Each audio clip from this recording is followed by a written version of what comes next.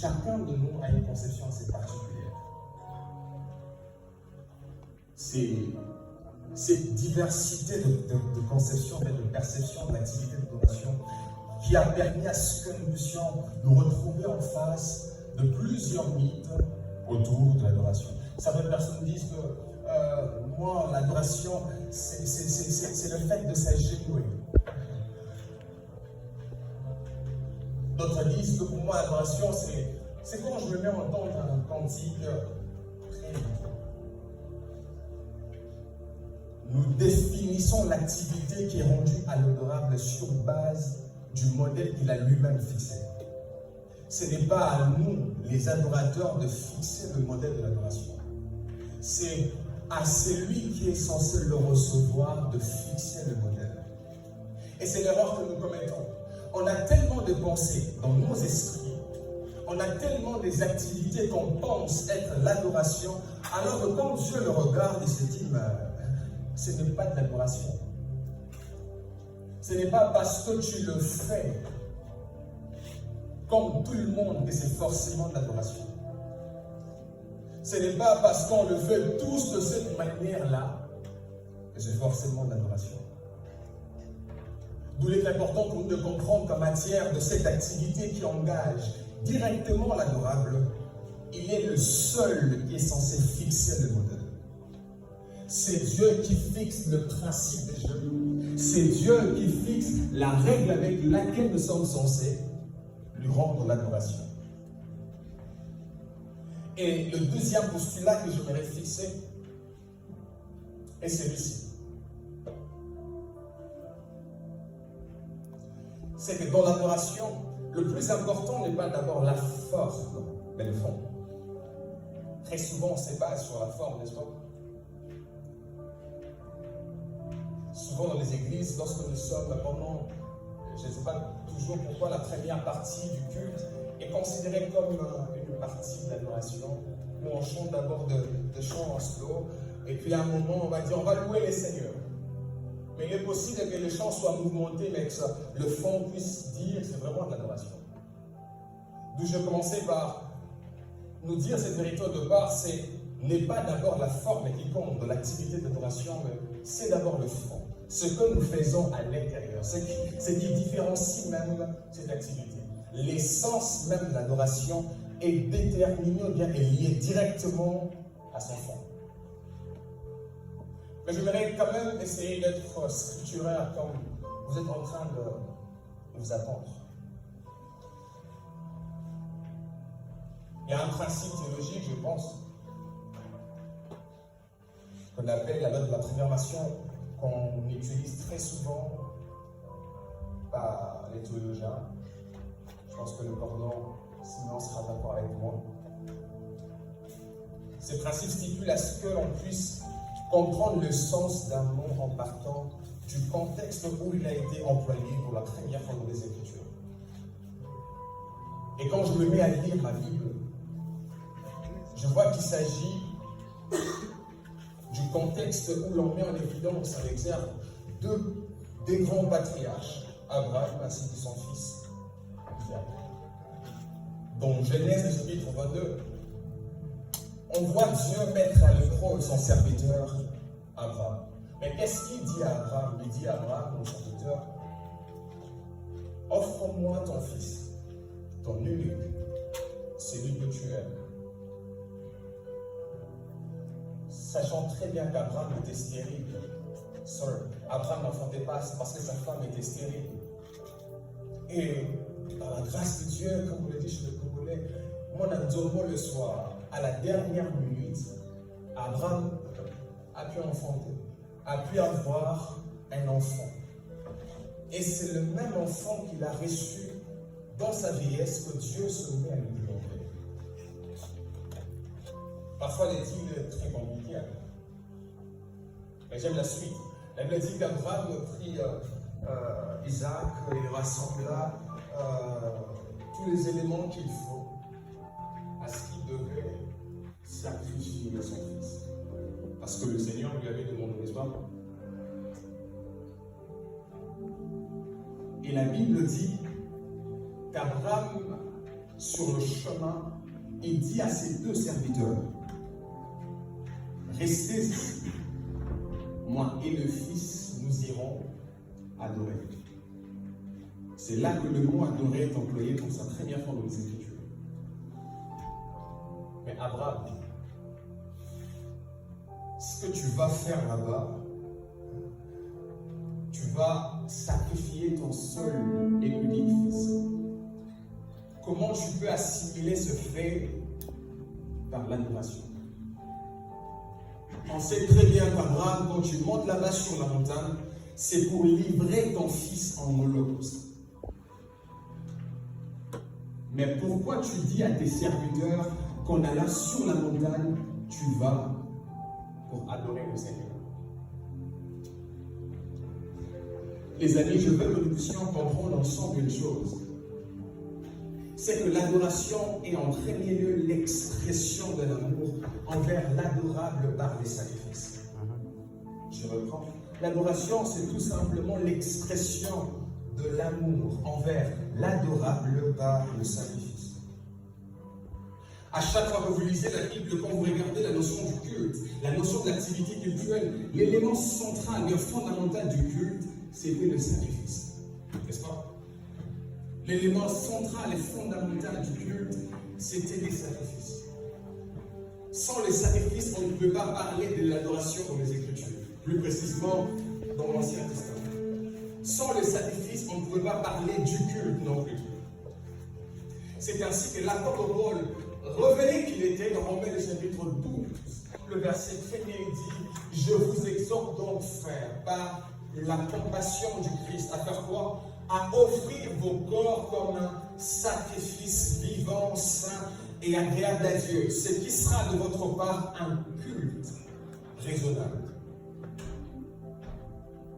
L'apôtre Paul est conscient qu'on ne peut pas parler du culte sans l'adoration, sans les sacrifices, je m'excuse. L'apôtre Paul est conscient que pour que l'activité cultuelle soit complète, soit effective, il faut qu'il y ait la notion du sacrifice qui doit intervenir.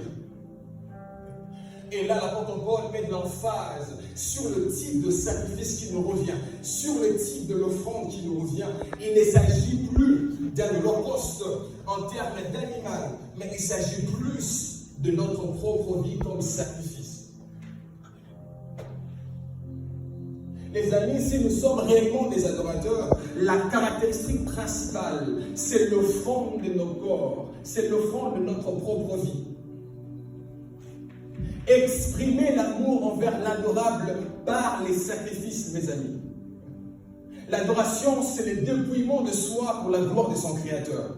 Si vous n'arrivez pas, mes frères, à vous dépouiller de tout pour la gloire de votre Créateur, vous n'êtes pas encore adorateur. Un adorateur n'a plus rien à perdre.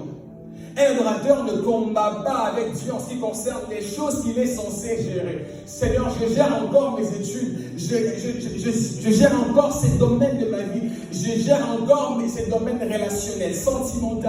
Mes frères, quand vous êtes adorateur, vous devez accepter de vous dépouiller de tout pour la gloire de votre Créateur. En regard de votre vie, il n'y a rien de vous qui vous appartient. Tout de vous est centré sur la personne du Christ qui est l'adorable principal. Je m'adresse ce soir à des personnes qui sont des adorateurs et qui sont censés se dépouiller de tout pour la gloire de son Créateur.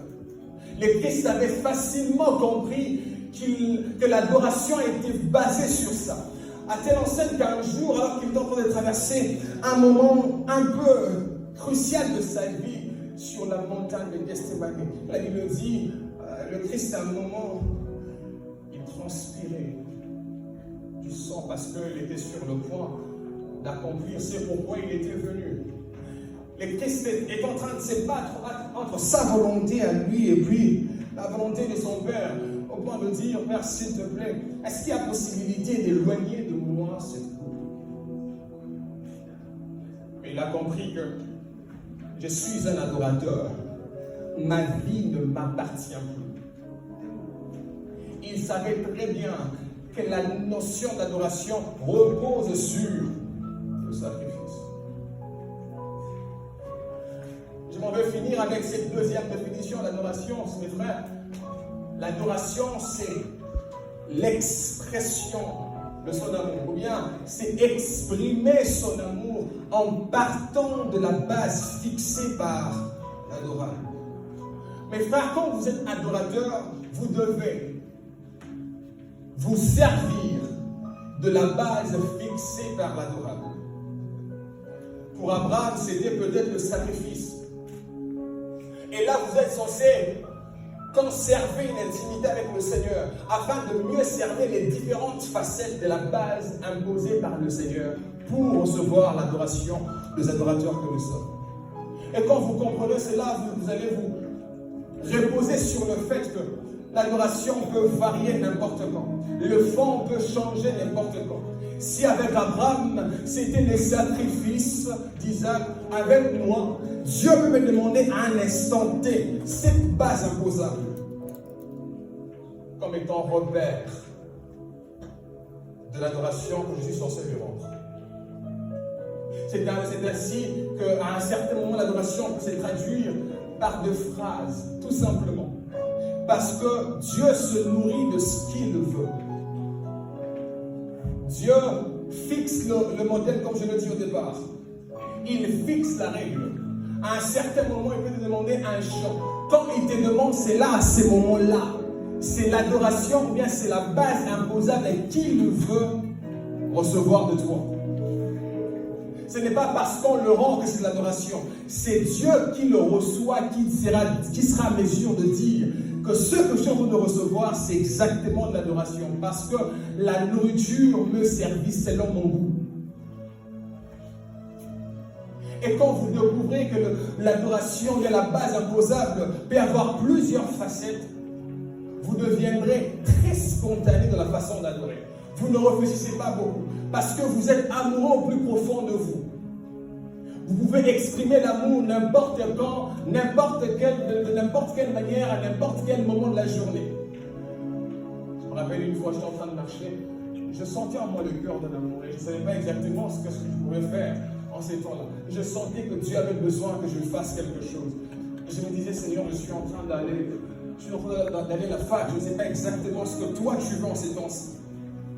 Mais je sentais au plus profond de moi comme un chant qui commençait à monter petit à petit. Et je me suis mis à le chanter de manière spontanée.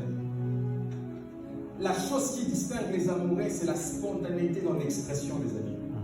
Quand vous devenez spontané, c'est là que vous revêtez la casquette de personnes qui sont amoureuses. Vous savez, quand vous êtes dans une relation amoureuse, vous n'avez pas besoin de dire bon, je dois avoir les tons pour exprimer ma romance, tout ce qui va avec.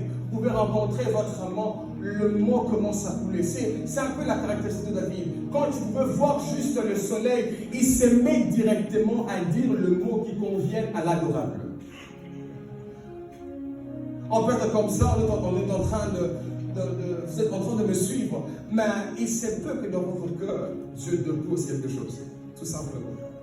Et comment je le sens peut-être pour moi, je suis en train de sentir dans mon cœur tout simplement ce chant qui dit « Les temps à passer dans l'intimité, obstacle côté pour l'éternité, être brisé par les écritures, offrir ma vie comme c'est là mon désir pour toutes les esprits, ce pourquoi je vis, car je sais comment attirer ton regard vers moi, Adonai.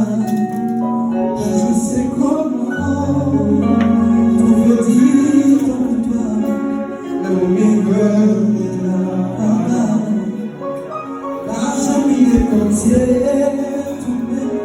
Regardez la distinction. Pour m'offrir moi-même en sacrifice. Ça, c'est l'activité principale des adorateurs. Ils maîtrisent la notion de l'essence. Et ils sont prêts à s'offrir. Je me donne un Seigneur. Je me donne un parfum pour toi. Je mets dans le parfum, Seigneur. Je me donne un parfum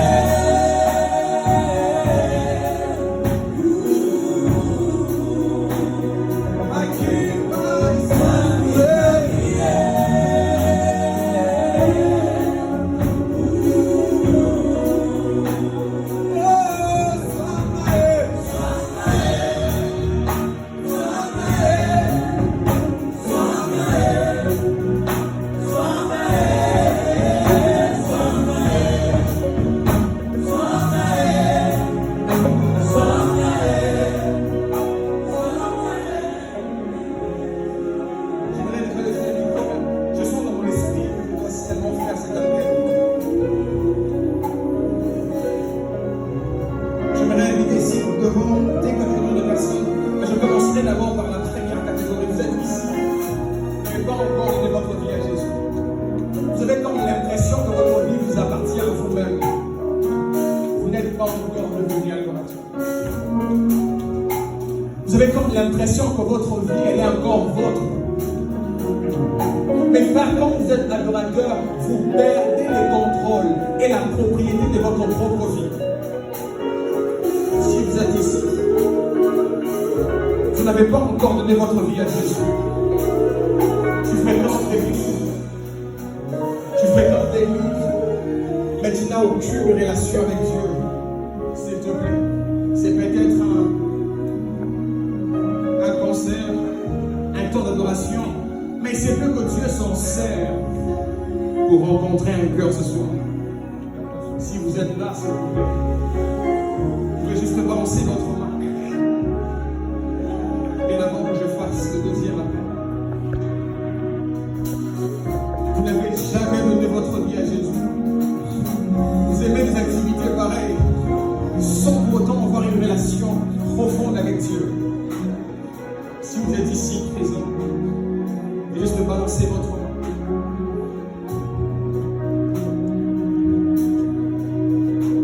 Et le deuxième appel que je vais refaire, j'aimerais inviter simplement des personnes qui ont comme l'impression qu'il y a certains couloirs de leur vie qui demeurent encore sous leur contrôle. Ils n'ont pas tout donné. J'aime la phrase de l'apôtre Paul qui dit: tout ce qui était pour moi comme un gain, je le regarde comme la, à cause de l'excellence de la connaissance du Christ. Si vous êtes ici, vous avez comme l'impression que vous avez du mal à lâcher prise face à